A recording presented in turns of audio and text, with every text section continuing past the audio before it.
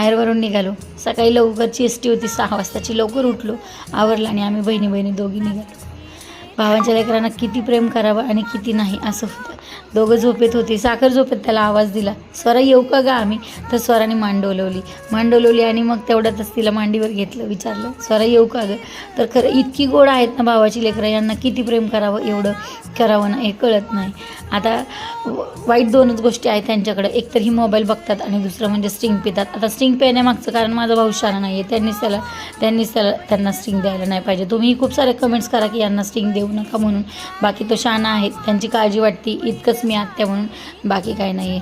आईचं जर आता खरं सांगायचं म्हटलं तर वडील गेले आणि देव आणि आता पाया पडायला फक्त आईच राहिली. फोटोमधून वडील बघत असतील, फोटोचं दर्शन घेतलं आणि निघालो. खरं तर रडायला खूप येत होतं पण रडलो नाही, कारण आपण आपल्या संसारात आल्यावर आपण विसरून जातो. पण आई लेकरांना कशी विसरण आणि तिचा दिवस खराब जाईल म्हणून रडलो नाही. प्रभू रामाचं दर्शन घेतलं आणि देवाला सांगितलं, बाबा वडिलांची दारातली चप्पल तर गेली निघून, पण माझ्या आईला आता माहेरी हसत ठेव, एवढंच तुला मागणं.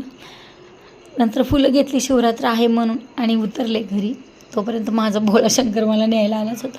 स्पेशलिस्ट झाले, मला बोलावंसं वाटे नाही हो. जय संताजी मंडळी.